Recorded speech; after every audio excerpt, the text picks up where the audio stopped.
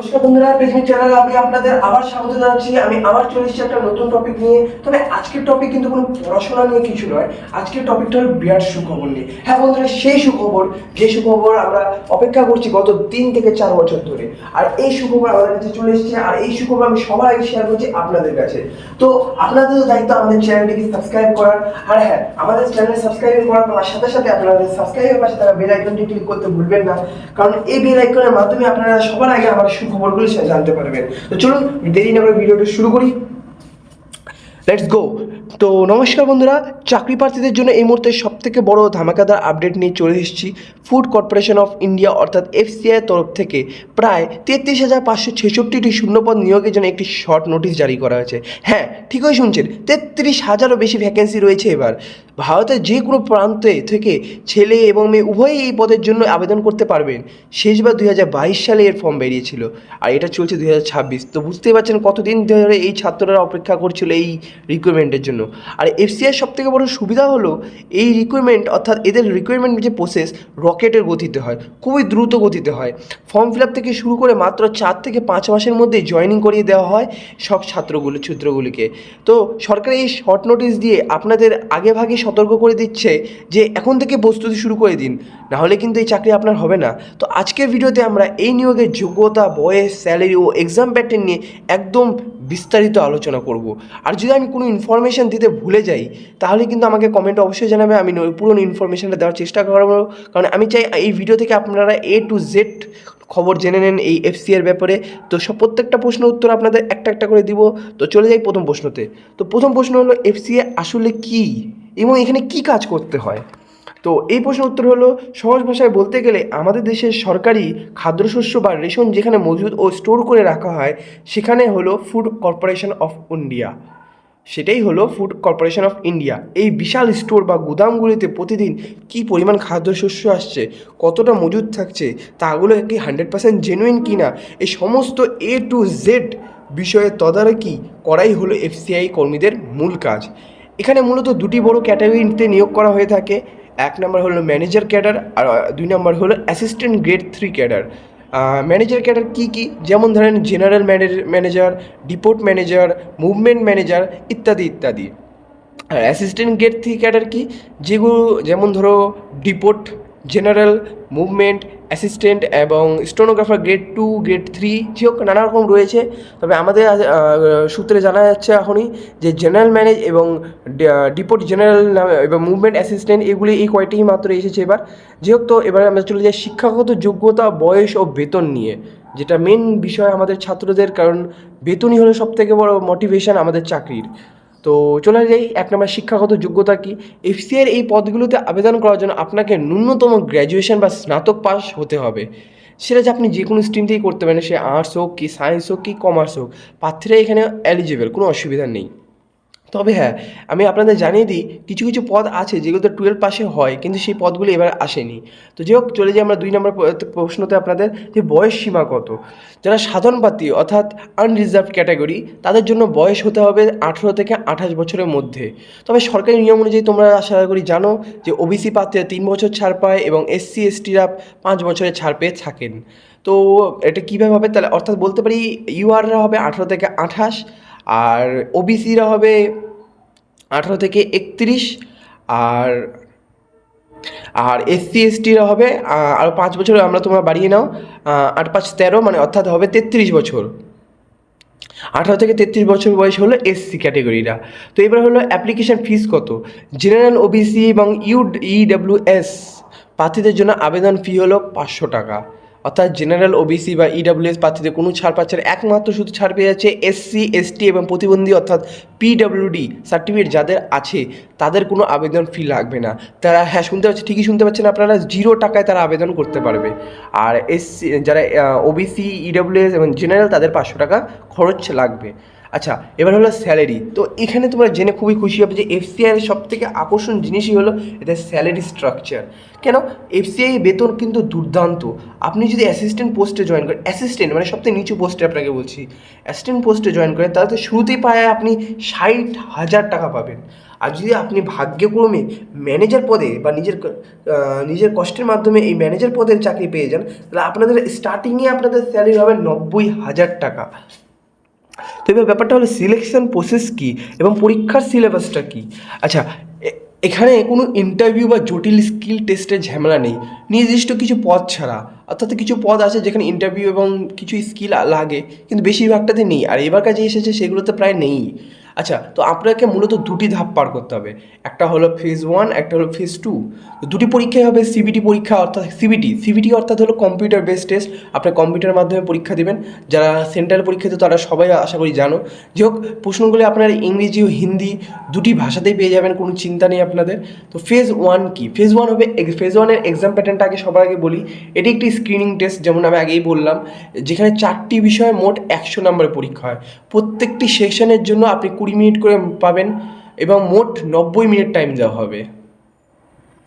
তো ইংরেজিতে কত থাকবে? ইংরেজিতে 25টি প্রশ্ন থাকবে 25 নম্বরে, অর্থাৎ প্রত্যেকটি প্রশ্ন 1 নম্বরে। আর রিজনিং থাকবে 25টি প্রশ্ন 25 নম্বরে, এটাও 1 নম্বরে হবে। আর ম্যাথ অর্থাৎ নিউমেরিক্যাল অ্যাবিলিটি অর্থাৎ অ্যারিথমেটিকটা বেসিক অ্যারিথমেটিক এক কথায় বলতে পারেন। তো 25টি প্রশ্ন 25 নম্বরে। আর জিকে ও current affairs and general science, এই তিনটা উপরে থাকবে 25টি প্রশ্ন 25টি নাম্বার, যদিও এখানে কারেন্ট অ্যাফেয়ার্সটা খুব সামান্য থাকে। তো এবার হলো ফেজ 1 তো আমরা করলাম। এবার হলো ফেজ 1 আর ফেজ 2 এর মধ্যে তাহলে পার্থক্যটা কী? ফেজ 1 ফার্স্ট দুটোই জন্যই সমান গুরুত্বপূর্ণ আমাদের জন্য। তো আমাদের এখানে আগে আমরা দুটোই মধ্যে পার্থক্য বুঝিয়ে নিব, আমাদের সিলেবাসটা কী। তো ফেজ 1 ও ফেজ 2 দুটোর জন্য সমান একই চ্যাপ্টার, প্রায় শুধু কিছুটা আলাদা আমি বলে দেবো। তো তোমাদের কী কী থাকবে? নাম্বার সিস্টেম সিম্পলিফিকেশান থাকবে তোমাদের, অ্যারিথমেটিক তো অবভিয়াসলি থাকবে, শরৎ পার্সেন্টেজ থাকবে, প্রফিট লস থাকবে, অনুপাত ও সমানুপাতও থাকবে, গর্ত থাকবে, অংশীদারি কারবার, সময় কাজ, সময় দূরত্ব গতিবেগ, সরল ও চক্রবৃদ্ধি সুদ, তারপর ডাটা ইন্টারপ্রিটেশন অর্থাৎ গ্রাফ, তারপর chart, MS word, MS excel, ওগুলো হালকা হালকা থাকতে পারে। আর পরিমিতি থাকবে, অর্থাৎ মেনসুরেশন 2D 3D দুটোই থাকবে, এলসিএম এইচসিএফ সবই দেবে। এক কথায় বলতে পারি আমরা পুরো অ্যারিথমেটিকটাকে আমরা পাচ্ছি বেসিক থেকে। আর আমাদের জিকে থেকে জেনারেল স্টাডিজ থাকবে, জেনারেল সায়েন্স থাকবে, আর কারেন্ট অ্যাফেয়ার্স থাকবে। তো এবার কথা হলো দুটোর পার্থক্যটা তাহলে কী হলো? দেখো, এটা বুঝো, ফেজ 1-এর জন্য ক্লাস 8 লেভেলের বেসিক প্রশ্ন হয়। কত? ক্লাস 8-এর জন্য, সে ইতিহাস হোক কি ভূগোল হোক কি সাধারণ বিজ্ঞান হোক, যাই হোক না কেন সবটাই হবে 8 লেভেল। ক্লাস 8 লেভেলের বই পড়লেও তোমরা এই প্রশ্ন উত্তরগুলো পারবে। তো এবারে প্রশ্ন হলো, হ্যাঁ, এবারে কারেন্ট অ্যাফেয়ার্স কত বছরে পড়বে? অনেকেই প্রশ্ন থাকে, দাদা কারেন্ট অ্যাফেয়ার্স কত অবধি পড়বো? হ্যাঁ, কারেন্ট অ্যাফেয়ার্স পড়বে তোমরা 5 থেকে 6 মাসে যে জাতীয় আন্তর্জাতিক ঘটনা, খেলাধুলা, পুরস্কার ও নিয়োগ সবগুলো নিয়ে এগুলো পড়বে। অন্তত 5 থেকে 6 মাসের মধ্যে কমপ্লিট করে রাখবে। পুরো 1 বছর করতে পারলে ভালো, তবে 5 থেকে 6 মাস করাই যথেষ্ট। এবার হলো ফেজ টু টোটাল আমাদের ফেজ 2 যদি আমরা শুরু করি, প্রত্যেকটা প্রশ্নের মান থাকবে ক্লাস 10 লেভেলের, মানে বুঝলে, ওটা ফেজ 1 হলো ক্লাস 8 লেভেল আর ফেজ 2 হলো 10th লেভেলের। তো এখানে সিলেবাসের কিছু নতুন জিনিস যুক্ত হয়, বাকি সব প্রায় একই। ইতিহাস, ভূগোল, পলিটিক্যাল সবই 10 লেভেলেই হয়, বিস্তারিত থাকবে ওগুলোতে, তো মানে একটু অ্যাডভান্স থাকবে। আর জেনারেল স্টাডিজেও তোমাদের ফিজিক্স থাকবে, কেমিস্ট্রি থাকবে, বায়োলজি থাকবে। তবে এখান থেকে খুব একটা বেশি প্রশ্ন আসে বলতে, বেশি সব থেকে আসে হলো ফিজিক্স, কেমিস্ট্রি, বায়োলজির মধ্যে ফিজিক্সটাই বেশি আসবে, আর বায়োলজি সব থেকে বেশি থাকবে, কেমিস্ট্রি খুব একটা বেশি থাকে না। তবে সব থেকে বেশি যেটা থাকবে তোমার বায়োলজি আর ফিজিক্স। তো যাই হোক, আর কম্পিউটার অ্যাওয়ারনেস থেকে আসবে কিছু প্রশ্ন, কম্পিউটার বেসিক জিনিস, কম্পিউটার কে তৈরি করেছে, ফার্স্ট কম্পিউটার জেনারেশন কে, এইসব জিনিস থাকবে। আর হ্যাঁ, এমএস ওয়ার্ড আর এমএস এক্সেল এই দুটোই থাকবে। Internet input device, output device, memory, RAM, ROM থেকে শুরু করে কম্পিউটারে A to Z নলেজ তোমাদের রাখতে হবে, তবে বেসিকে। আর কারেন্ট অ্যাফেয়ার্স থেকে যেগুলি সরকারি স্কিম, বাজেট পেশ করা, অর্থনীতি, বড় বড় আন্তর্জাতিক সামিট আছে, সবগুলো তোমাদের জানতে হবে। আর এবার জিআই আর রিজনিং থেকে কী আসবে? জিআই আর রিজনিংয়ের ফেজ 1 আর ফেজ 2 দুটোই একই।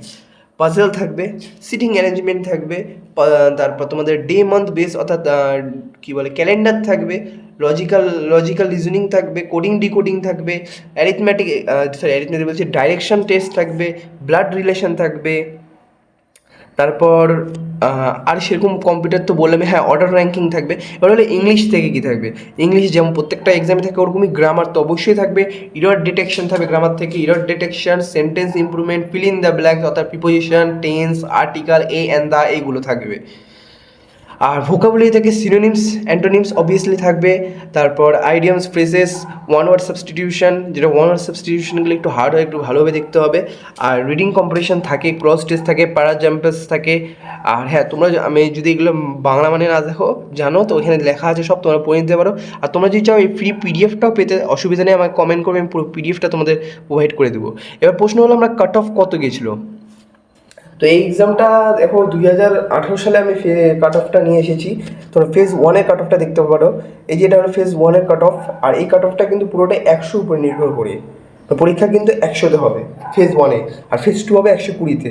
তো ফেজ 1-এ 100-তে পরীক্ষা হয়েছিল, জেনারেলদের কাট অফ গেছিলো 75, আর ওবিসিদের কাট অফ গেছিলো 72, আর এসসিদের কাট অফ গেছিলো হলো 65, আর এসটি গিয়েছিল 62, আর এক্স সার্ভিসম্যান এস মানে হলো এক্স সার্ভিসম্যান হলো 72, এক্স সার্ভিসম্যান একটু বেশি গিয়েছিলো। যাই হোক, তো এবার ফেজ 2-এর যদি এক্সাম প্যাটার্ন নিয়ে আমরা বলি, ফেজ 2-এর এক্সাম প্যাটার্ন হলো ইংলিশ ল্যাঙ্গুয়েজ থাকবে 25টা প্রশ্ন, যার জন্য আপনারা তোমরা 20 মিনিট টাইম পাবে। আর রিজনিং অ্যাবিলিটি অর্থাৎ রিজনিং থেকে থাকে 25টা প্রশ্ন, যার জন্য তোমরা 20 মিনিট টাইম পাবে। আর নিউমেরিক্যাল অ্যাপটিটিউড মানে হলো ম্যাথ, অ্যারিথমেটিক ম্যাথ, যার জন্য 25টা প্রশ্নের জন্য 25টা কোশ্চেন থাকবে, যার টাইম থাকবে তোমাদের 20 মিনিট। আর এবার হলো জিকে জিএস, যেটা মেন রোল প্লে করে ফেজ 1 আর ফেজ 2 এর মধ্যে পার্থক্যের মধ্যে, জিকে জিএস থেকে 45 কোশ্চেন থাকবে, 45 মার্কসের, প্রত্যেকটা কোশ্চেনের মান এক টাইম পাবে তোমার 30 মিনিট। এটাই মেন জায়গা যেখান থেকে তোমাদের চাকরি পাইয়ে দিবে। আর আমি আগেই বলে দিই প্রশ্নটা হবে কিন্তু 120-এ, আর প্রত্যেকটা প্রশ্নের জন্য তোমার টাইম মানে পুরো প্রশ্নপত্রের জন্য টাইম পাবে তোমার 90 মিনিট। আর হ্যাঁ তোমাদের কিন্তু মেন চাকরি এনে দিবে এই ফেজ 2-এর প্রশ্ন। ফেজ 1টা শুধু কোয়ালিফাই করলেই হলো, ওটাতে কোনো মেরিট লিস্ট তৈরি হবে না। মেরিট লিস্ট তৈরি হবে একমাত্র এই সেকেন্ড ফেজের পরীক্ষা থেকে। সেকেন্ড ফেজটা যদি তোমরা ভালোভাবে দিতে পারো তাহলেই ধরো তোমরা বলতে পারো যে তোমরা চাকরি পাবে। আর এক কথা আমি তোমাদের বলে দিই, অনেকেই জিজ্ঞেস করবে যে এটা তাহলে আমি কী শিখবো, কাট অফ কত হবে, কাট অফ নিয়ে আমরা আলোচনা করবো ফেজ 2-এর, চিন্তা করো না। তো ফেজ 1 পাস করার পরে আপনাকে ফেজ 2 পরীক্ষা বসতে হবে। মনে রাখবে আপনার ফাইনাল মেরিট লিস্ট বা চাকরি কিন্তু নির্ভর করবে এই ফেজ 2 পরীক্ষার উপরেই। তো এই সিলেবাস প্রায় একই, শুধু জেনারেল স্টাডিটাই আলাদা। আচ্ছা, এবার হলো এফসিএ ম্যানেজারের যে কাট অফটা কত হবে, ফেজ 2-এর কাট অফ কত ছিল, এবার এর থেকে প্রত্যেকটা 1-2 কম বেশি দিক ওদিক হবে, তোমরা চাইলে এটা স্ক্রিনশট রেখে নিতে পারো। তো জেনারেলদের কাট অফ ছিল 92, যেটা 120-এ পরীক্ষা হয়েছিল পুরো পরীক্ষাটা। আর ওবিসি কাট অফ ছিল 88, এসসিতে কাট অফ হয়েছিল 80, আর এসটিতে হয়েছিল 72, আর এক্স সার্ভিস মানে খুবই কম হয়েছিল 59। তোমরা এটা স্ক্রিনশট নিয়ে নাও একটা। তো এবার আমি তোমাদের বলি সেফ কাট অফ কত। আমি তোমাদের পরিষ্কার ভাষায় বলি, তোমরা যে ক্যাটাগরি হবে না কেন, তোমাদের ক্যাটাগরি ওয়াইজ দেখতেই পাচ্ছ। তবে আমি জেনারেলদের জন্য বেশিরভাগ বলছিলাম, বেশিরভাগ স্টুডেন্টরাই জেনারেল রয়েছে। তো সব মেন তোমাদের যেটা কাট অফ বলি আমি, 120-এ তোমরা যদি 19+ স্কোর করতে পারো তাহলে ধরে রাখো তোমাদের চাকরির চান্সেস আছে। আর যদি ওইভাবে তোমরা হিসাব করে নাও, ওবিসি যদি তুমি 85+ করো, এসসি যদি 80+ করো, এসটি যদি 75+ করো, এক্স সার্ভিসম্যান যদি 70+ করো, তাহলে ধরো তোমরা পাস করবে। কিন্তু আমি ওভারঅল আমি বলে দিই, যারা 90+ পাবে তাদের চাকরি পাবেই। এবার চলে যাই বিগত 2022 সালের কাট অফটা, সরি 2022 না, এটা 18 সাল হবে। 2018 সালের কাট অফটা তোমরা স্ক্রিনে দেখতে পাচ্ছ, যা থেকে আপনারা প্রতিযোগিতায় একটা আইডিয়া পেয়ে যাবেন। তবে এবার যেহেতু ভ্যাকেন্সি অনেক বেশি, তাই কাট অফটা কমতে পারে, তাই আমি 90 বললাম। যাই হোক, তাই সঠিক স্ট্র্যাটেজিতে যদি নিয়ে পড়লে চাকরি পাওয়া কিন্তু কঠিন নয়। তো বন্ধুরা, 33,566টি ভ্যাকেন্সি কিন্তু কোনো ছোটোখাটো সুযোগ নয়। আশা করা যাচ্ছে আগামী 1 থেকে 2 মাসের মধ্যেই এর অফিসিয়াল ফুল নোটিফিকেশান এবং অনলাইনে ফর্ম ফিল আপ শুরু হয়ে যাবে।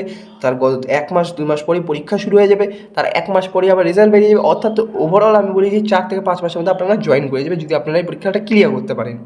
তো এই পরীক্ষা ফর্ম বেরোনোর পর পড়াশোনা শুরু করলে কিন্তু এই রকেটের গতি রিকোয়ারমেন্ট আপনারা টিকতে পারবেন না। যারা প্রথম থেকে প্র্যাকটিস করবে তারাই কিন্তু একমাত্র এই চাকরিটা পাবে। তো তৈরি হতে হবে এখন থেকেই। তো ভিডিওটি ভালো লাগলে অবশ্যই একটি লাইক করুন আর বন্ধুদের সাথে শেয়ার করে দিন এই বড় আপডেটটি আর সুখবরটি। দেখা হচ্ছে পরবর্তী ভিডিওতে। সুস্থ থাকুন, ভালো থাকুন। জয় হিন্দ, জয় বন্দে ভারত।